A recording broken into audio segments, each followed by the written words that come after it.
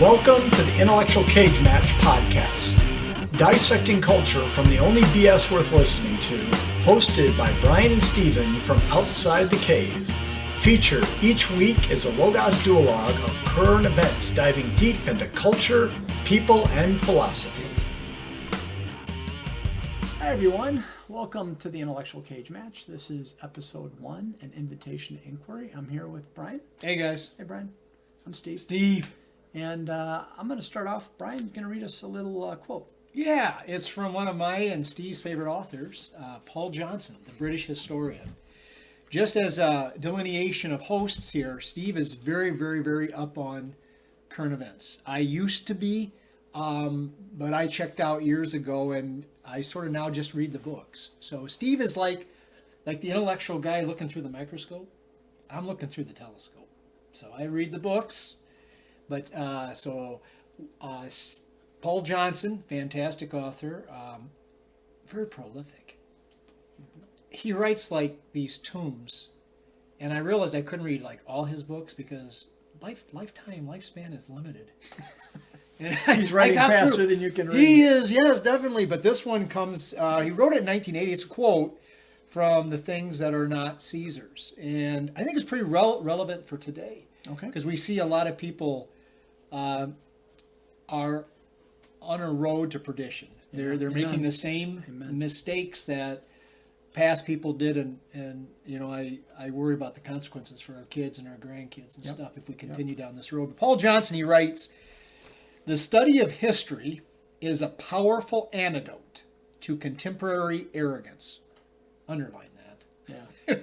It is humbling to discover how many of our glib assumptions, which seem to us so novel and plausible, have been tested before, not once, but many times and in innumerable guises, and discovered to be, at great human cost, wholly false.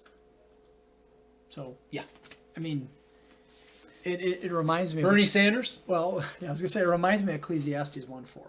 Nothing new under the sun. Nothing new under the sun. And that's the problem we have today, because I had coined a term, and there's probably a term out there, but this goes back a few years ago. I called it ageism, but not ageism in the sense of discrimination against old people. I know. But the idea of your age is the only age worthy of intellectual prowess. That idea. And just to throw this out here, Brian, and I've been thinking about this.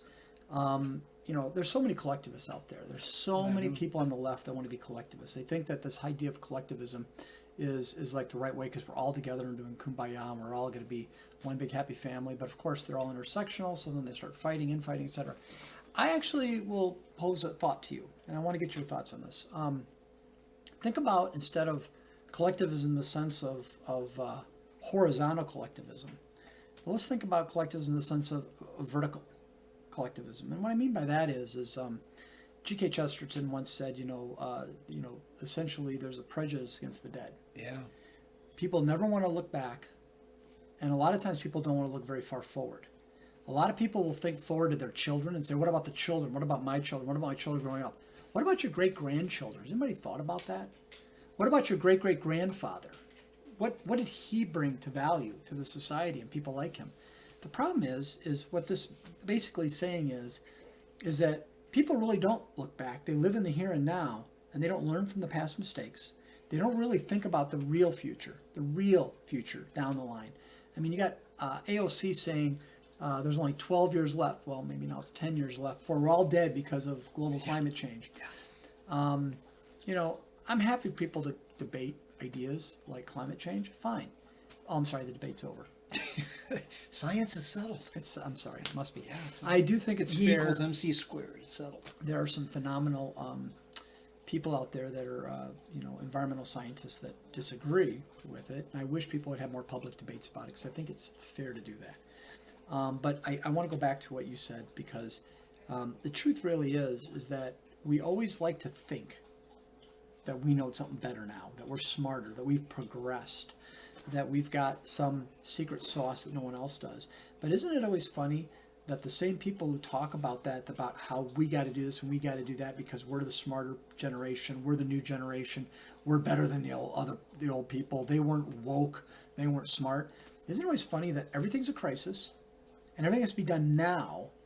And what has to be done now is basically controlling the masses, telling other people, this is what you have to do. I may not have to do it, but you have to do it. Yeah, no skin in the game there. Let's talk about it. I mean, Yeah. let's talk about this. Give me your thoughts on what Paul Johnson was really referring to in terms of where we're at today in our culture and where we're at right now economically. First point. That's my dog, by the way. Yeah. It's an oxymoron to say science is settled, because if you're a scientist, you know science is never settled. That's right. It's an iteration on ideas and experiments and all that stuff. But I think what Paul, you can't separate Paul Johnson from the context of his times. Yeah. And Paul Johnson came to age in England, World War I, World War II, knew Churchill, advised the Iron Lady. Oh, yeah. Yeah. And he saw the ravages of the 20th century. And what he was writing about is that we learned nothing. We learned nothing from those times. Okay. And we're headed down, the same road, because, like you said, I guess when I think of myself as a conservative, what I'm thinking about is, again, getting back to the theme from our first podcast, is I have nothing but gratitude to those who came before us to give me the opportunity where I'm not dying of, botulism when I go out and get the eggs or something. I'm not going down into a coal mine, Yeah. every day, or work, Yep. milking cows or anything anymore. Yep. Is hard, working as hard as they did. I am so thankful Sure. to that. Sure. But the people that believe, the utopists who believe in a future, are willing to sacrifice the present for a future that's not yet here. Yeah. I think when you have kids, you worry about the future, Yep. and so. And worrying about the future beyond that as well. I mean, like I tell people a lot of times, I said, it may not be me that ends up in jail if I continue to have the views I have, but it certainly could be my children. And Yeah. no question, it'll be my grandchildren.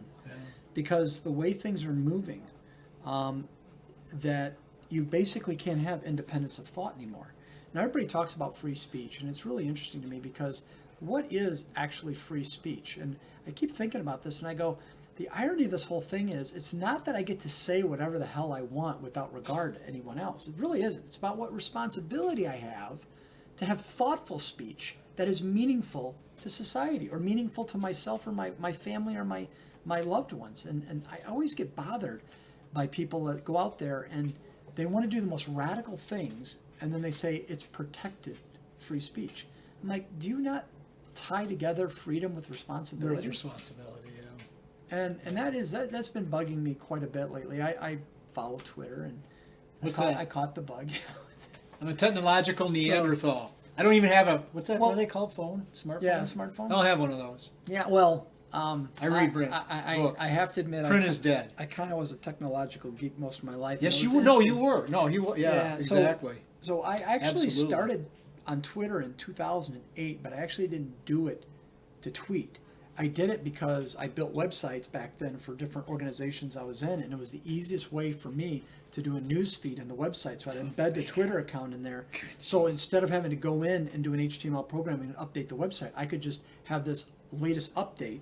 People go to the website, they could see it, and boom, they got it. So that's why I did it originally. So I had this account since 2008 or early 9, and then all of a sudden,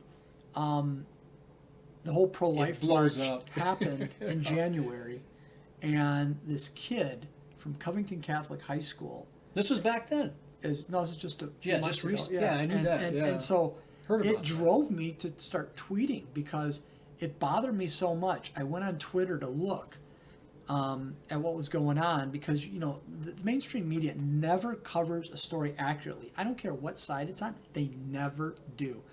So you have to go in and you have to find sources that are straight sources, like people that know the kid, people that know the Native American, what organization he belongs to, what is he doing there, what are the kids doing there, why are they there, what did they do before that. Pulling this all together, and I saw basically the entire judgment based solely on the fact that someone saw a snippet of video and decided, well, they're white privileged kids. Well, so it fit their therefore- narrative. Exactly. It fit their narrative. That's exactly right. Yeah. That's what got me in Twitter. Yeah. It fit their And narrative. so I followed that. I was involved in that. It really kind of got me involved in Twitter to that regard. And so I started following more and more things. And it actually substitutes pretty well for a news feed a lot of times, because the beauty of Twitter is that I can follow people I disagree with and see what they're saying on it. Most of the time it's mind-boggling. But a lot of times it's interesting and it's informing. And I have no problem arguing with people intellectually. The part that gets difficult is people basically jump right to calling you names or straw-manning you, ad hominem, all those logic fallacies. And I'm not perfect. I'm sure I'm guilty of them as well. But the irony of the whole thing is that all the media is ever looking for, whether you did something right or not, is an apology, especially if you're in a privileged class. But if you're a person who has been proven to be stolen valor, and you happen to be a minority, and you happen to be there because of some the day that's been recently deemed to be that, the day after the pro-life march, which has been going on since 1973. Yeah, it has. Yeah. All of a sudden that is okay. And then of course you'll have the Black Israelite thing that was involved in that was mind-blowing, because they weren't even part of the story in the beginning, and no one even understood what was happening for the hour before that. But this goes back to not having the facts. Yeah. But going back to what you were talking about, give me an example of where you just see blatant, and it can be past, it can be from the distant past, I don't care, of where Paul Johnson just hit the nail on the head, that we basically, don't learn from our past. We literally don't respect it, and we don't care. Well, we're regressing because we're identifying people based on, well, they call it, I guess, identity politics. Yep. But, that's probably not a good thing to do, that's tribal. That's going back to, us good, they bad. Isn't that thing. interesting, though? That is exactly what people have done since the beginning of time. Yeah, that's my point. That's exactly right. I have this saying that human nature has no history, so we're never changing. And that's sad, though. Yeah, it is. But I think why you and I are doing this podcast is just to remind people it doesn't have to be that way. I think if you temper it with a little bit of gratitude and love, and you're smiling and stuff, I think that goes a long way. And you're thankful, like you said, to the past. The ages, be thankful to the past, to your parents, to where you are. Yeah. Perfection is not a bar I'm going to try to get over. Right. At any way. But I see it in identity pride, and then of course, I see it currently in the politics of the left right now with the talk about socialism. So, yeah, it's different. People, I don't think a little bit of the welfare state is not the same thing as socialism. Slippery slope maybe, but if you go all in all socialism, that's a poisonous structure to start. I don't want to get too far off a field and start going into policy on things, but there is, in my mind, there is absolutely no question that when we put Great Society in place, we thought it was going to benefit people, and it did the exact opposite. It trapped people in urban poverty, and it disintegrated the family. And everyone who says, oh, that's just crazy conservative talking points, it's real simple. Get in your car, go drive to the inner city, get out of your car, go start talking to people. All right? It doesn't take very much to see the impact that Great Society legislation had on this country over several generations now. And so those type of things geared towards socialism. People say, well, they thought the Great Society was socialism. Well, it is a stepping to that direction. Slippery slope. That's what it is. It it's is a step in the collectivist direction, because here's the funniest thing. What did they do when they did Great Society? What started being built up everywhere? Collective houses, ghettos. They made massive high-rises in Chicago, piling people in there for free housing.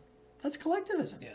It's like an ant colony. It is. It's exactly horrible right. to do to human beings. It's horrible. an awful thing to do to human beings. So you have that, to me, those steps towards that. And it always seems to be damaging to people. Now, here's a fact you can go look up for yourself. Some of the most successful people in the United States, from economic growth-wise, everyone immediately says, Asian Americans or Asians. Check out recent immigrants from Africa. People that immigrated Nigeria, from Africa in the last decade, and look at how fast their, income and their social status has come. That is amazing to me because no one talks about it in the news. Yeah. You have to go dig and find that. Well, why is that? Because it doesn't fit the narrative. It doesn't fit the narrative. Yeah. It doesn't fit the narrative. The story we tell ourselves about ourselves. That is it. And not that I'm not guilty myself about sometimes. Oh, narratives. Absolutely. Yeah. We all get stuck into Yeah. it. But this whole idea that you can't think for yourself and really see through things is kind of ridiculous. And this is the beauty of it, of Twitter. I have a lot of people I follow that I actually agree with, and I disagree with them probably 20, 30% of the time. I can go through a litany of people that have podcasts and have views on things I completely disagree with. I mean, completely disagree with. I think they're dead wrong on. And they're so-called conservatives or libertarians or okay, some people even call themselves classical liberals. I still don't like that term liberal because I just had read a book called Liberalism is a Sin. It was written in 1896, I think it was, by a little priest in Spain. And what I love is there's a quote in there that I love, and this applies to all you leftists out there and all you people that think that you just love hates Trump, right? Yeah. Or Trump's hate. Love Trump's hate. That's it. Not love Trump's Hashtag? hate. Love hates Trump. No, Yeah. love Trump's hate. That's the same difference. For them, right? Yeah. Anyway, Semantics. You say tomato, I say tomato. Yeah. So the quote is that one of the three virtues of divine virtues is charity. Okay, faith, hope, and charity. And this quote says, charity must not or cannot be used to bring people into sin. Think about that. What people do is they appeal to emotion because we all have a desire to love and be loved. Everyone does. Absolutely. But true charity... Adam Smith said that in his Moral Sentiments. Exactly. Theory of Moral Sentiments. Exactly. And so you naturally are drawn, those poor children, those poor this, those poor that, right? But you have to stop and think and say, what is the best thing to do in this situation?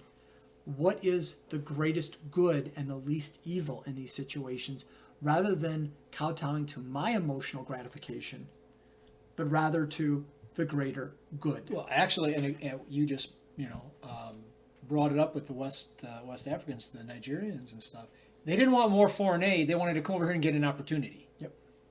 And that's why our ancestors left Ireland, and that's why they left to come here for an opportunity, not for aid. Yeah, you're right. And so giving aid, it makes you feel really good, about yourself. Yeah. So it's almost self-centered rather than how best to help the person. But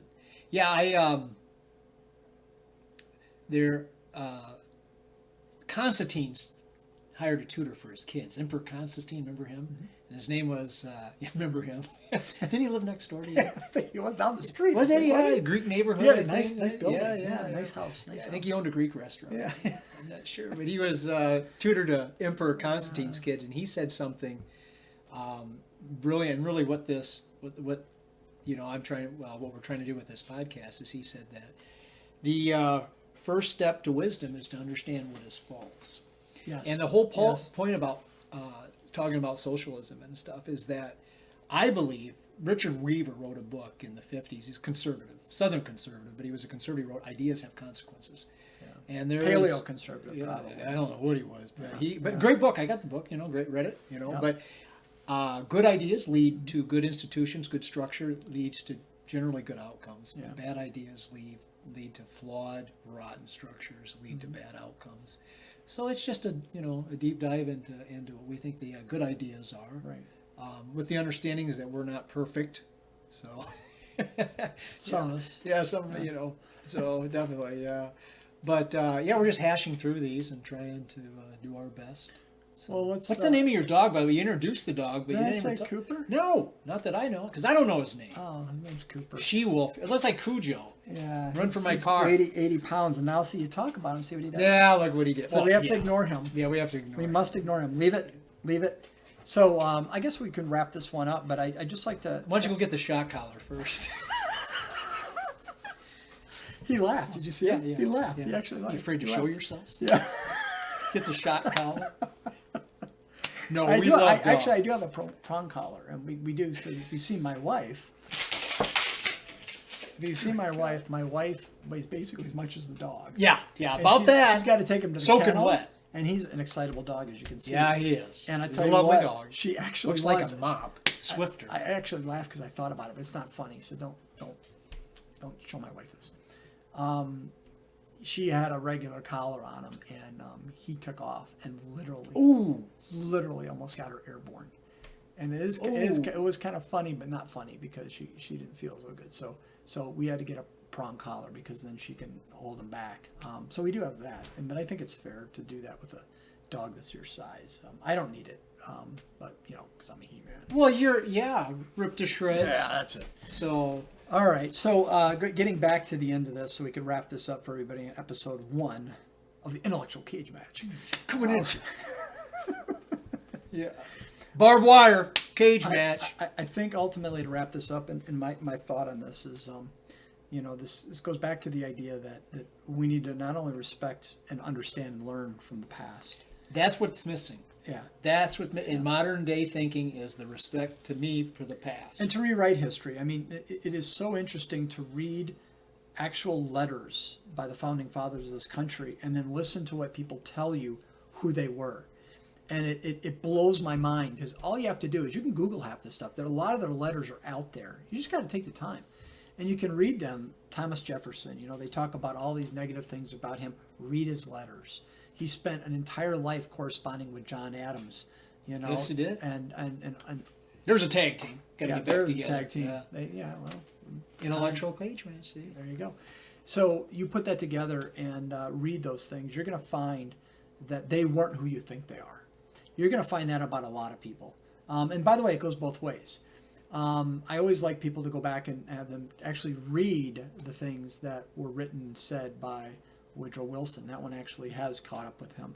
But do FDR. Yeah, well, rightfully so, by the way. Yeah, rightfully so. On Wilson. Rightfully so. But go back and read. And by the way, go back and read John F. Kennedy. Read his book.